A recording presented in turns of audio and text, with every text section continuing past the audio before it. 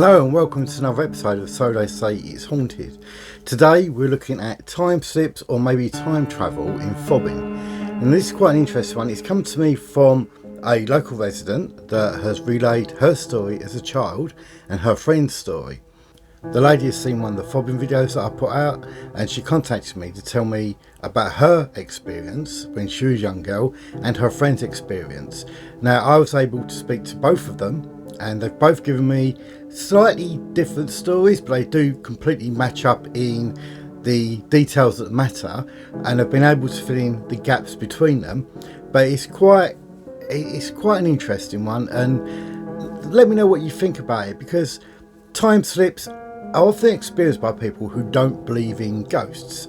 And no, this lady does not believe in ghosts, but she had an experience that her friends see the video, asked her to watch it, mainly because I picked up on a time slip in one of the videos, and she told the story to her grandchildren, and they've contacted me to say, you know, Nan has got a story, you need to speak to her. So we'll get on to it now.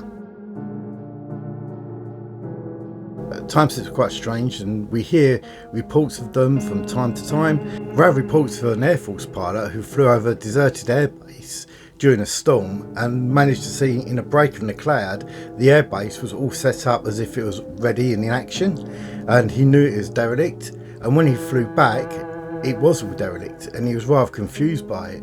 And then years later, when World War II happened, it was back to how he visualised it at that time. So time slips are quite strange. We don't know if they're maybe a parallel universe that could be dropping into it. It's a little bit more of a step forward than what we normally look at with ghosts, but time slips do have their place into the paranormal side.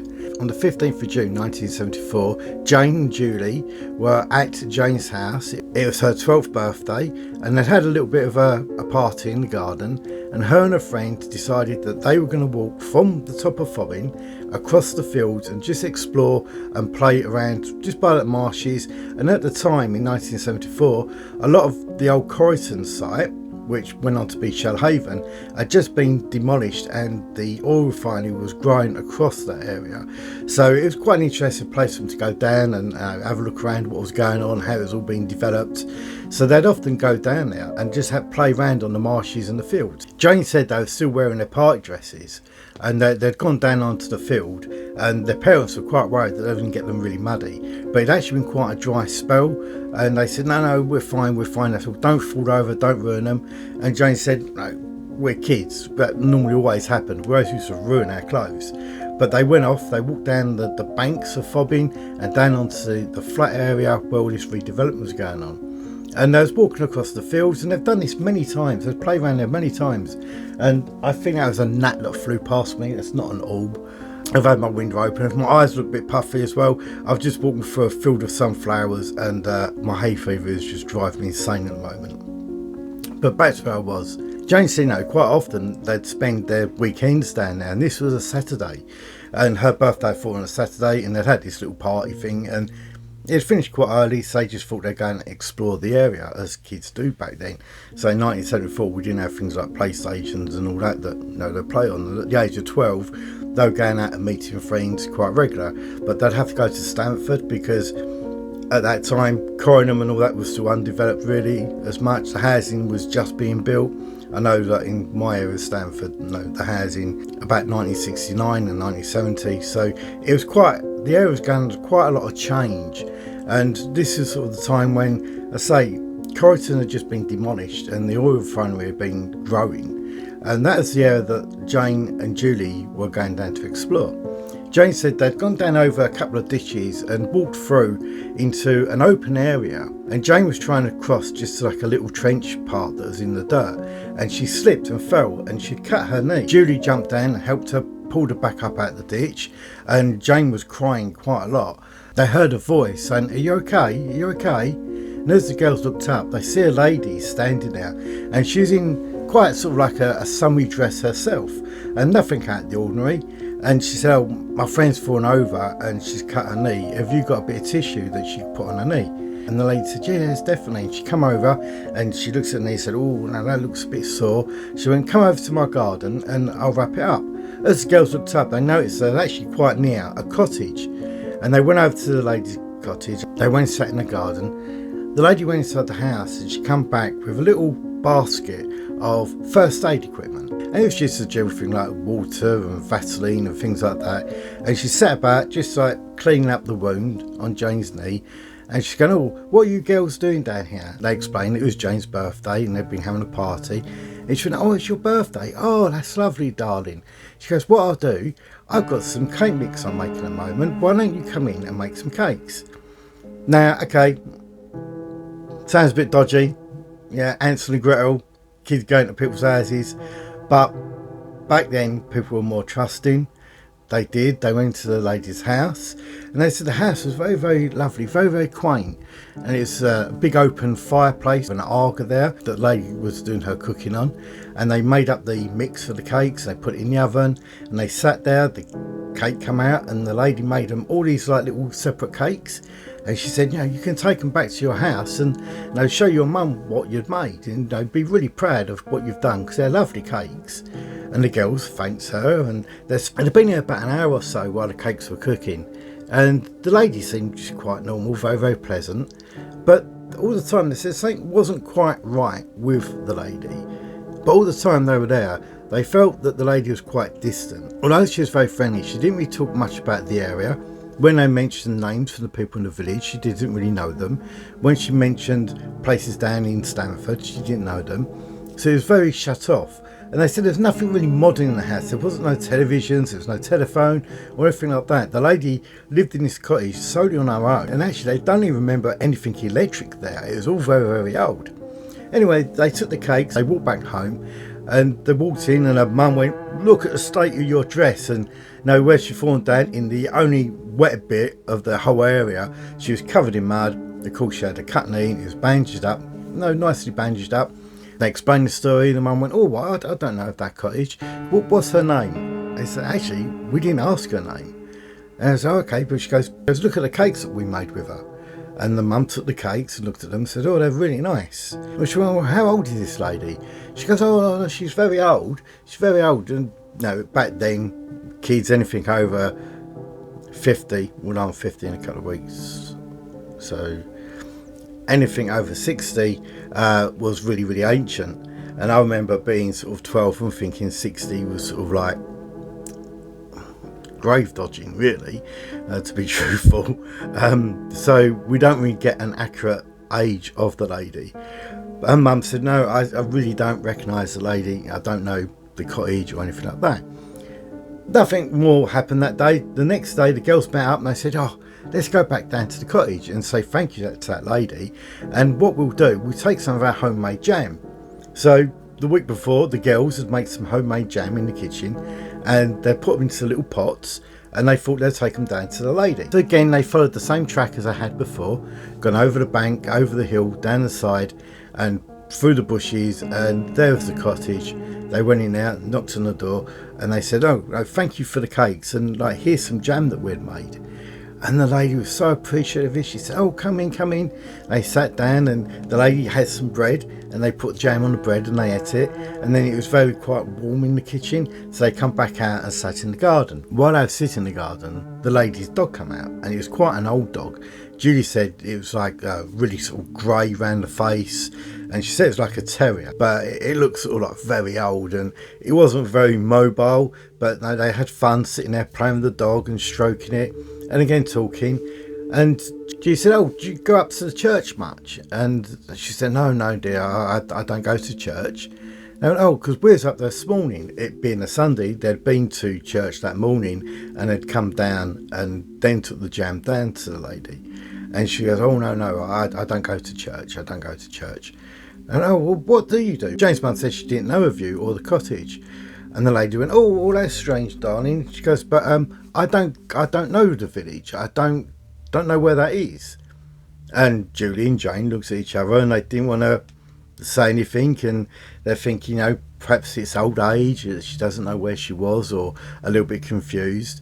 So after finishing their bread and jam and playing with the dog, they decided it was time for them to leave. They said, "Is it okay if we come back again?" And the old lady was like, "Oh yeah, whenever you want to, you're more than welcome to come down here." So the two girls left and they went back home. And the next day they was going back to school and nothing else was sort of said about it. And a couple of weeks had gone past and they decided they'll go back and see the lady. And this time the weather wasn't as nice. There had been a bit of a storm around, and they walked down there, and as they were getting closer and closer to where the cottage was, the weather was getting worse. And they looked over and for some reason they couldn't seem to find it. And they think they may have gone the wrong way through one of the bushes or gone into a different field, and they were trying to look through, but the rain was coming down and they couldn't work out where the cottage was. So they come back home. A few more weeks went past, and again the two girls had nothing to do, and they thought they'd go down and see if they could find the lady. They walked down the banks of the field, and not long after they found the cottage. They knocked on the door, and the lady told them sadly that the dog had passed away and she'd actually buried it in the garden. And the two girls were quite upset about that, but what they did do, they went into the garden and they picked some flowers and laid the flowers on the grave. And the old lady said, "Oh, that's so nice of you." She goes, "Have you ever pressed flowers?" And the two girls were like, "No, we've never done flower pressing before." And the lady said, "Oh, look, I'll show you how to do it." And they spent the next couple of hours sitting there pressing flowers from the lady's garden. And they put them into paper and put books on top of them. And they pressed them down, and the lady went, "Oh, you have to come back because they're going to take a few days to dry out and press down. And then you can take them home with you."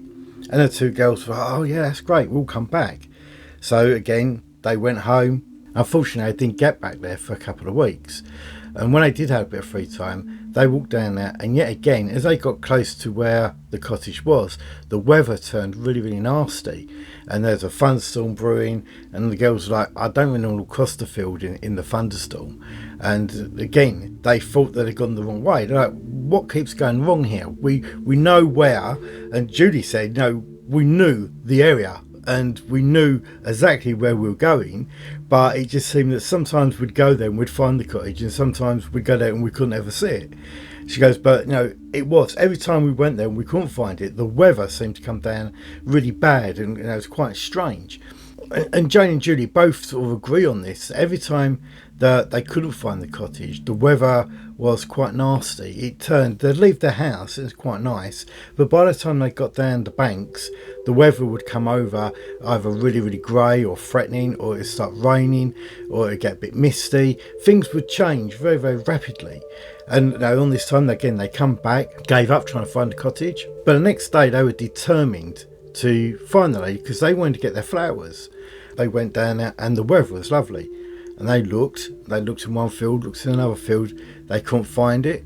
They found the ditch that Jane had fallen down, had cut her knee. They said, "Well, we know that the lady was literally yards away when you fell over, when she called us. So her cottage has got to be here." And they looked around, and there's a few bushes dotted around, and thinking, "This is strange." Has the house been knocked down? And Jane and Julie went back, and this time Jane and Julie spoke to their dads. And their dad said, "Are you sure? Are you sure you're not making this up?" And they said no. The two dads come down with the girls over the field, walked through, and they could not find this cottage at all. Never. They could never ever find this cottage. The two girls wasn't scared by it, but they believed that everyone thought that they were lying. And so they didn't really ever talk about it. They'd talk about it between them. And, a few times they would go back there and try to find it again, but they never did find it. And then Jane remembered something.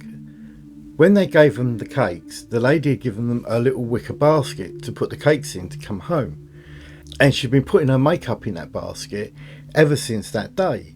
And she still had that basket. And she still has that basket today. So she's convinced that this was real. If it was time travel or a parallel universe or a time slip, she's brought something back from that period of time that she still has to this day.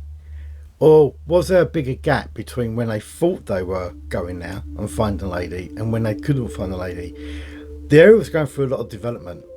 It could be that house or that cottage was demolished, and Shell was pushing right across that land at that time. But no one remembered the cottage ever being there in the first place. And when we look at some maps and stuff like that, there does seem to be some buildings dotted around that area where the girls sort of pinpoint where it was. I think there used to be an old pub down there and stuff like that. So it's not that realm of possibility that it could have been a time slip. Realms of possibility, time slips. That's up to you to make your mind up on that point. But it could be possible, if time slips are things, that they went for a time slip back into the past of where these cottages were. And maybe it was only when that one cottage was there, and that could explain why the lady had no electric and nothing modern in the house. Had they gone back so far that it was maybe they'd gone back 100 years or so where there was none of this stuff that people had in their houses.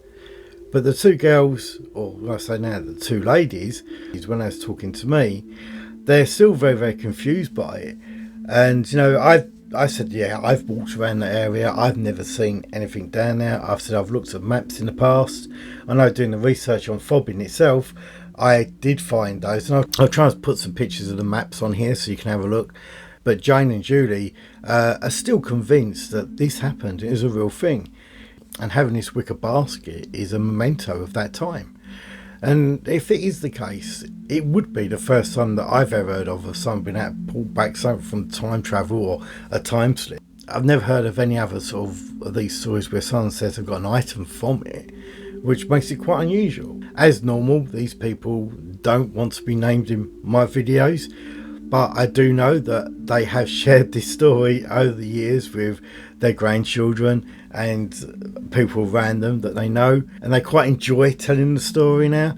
So if you're local, you may have heard this, you may know everything about this, and if you heard the story, I've left some little bits of details out, but that's sort of personal information to them, so I'm not going to add that in now. But please, if you like this and you like this sort of stuff, the time slips and that, let me know. And if you've heard of anything like that, or if you know of this cottage, or your family or anything like that know of this cottage that was down the banks of Fobbing and along where the Manaway area is now, let me know. I'd love to know more about it if it did exist, because as I say, it's not out of the realms of possibility that this was a real building and this was a real lady. And also, if you know anyone in your family history that did live there, let me know.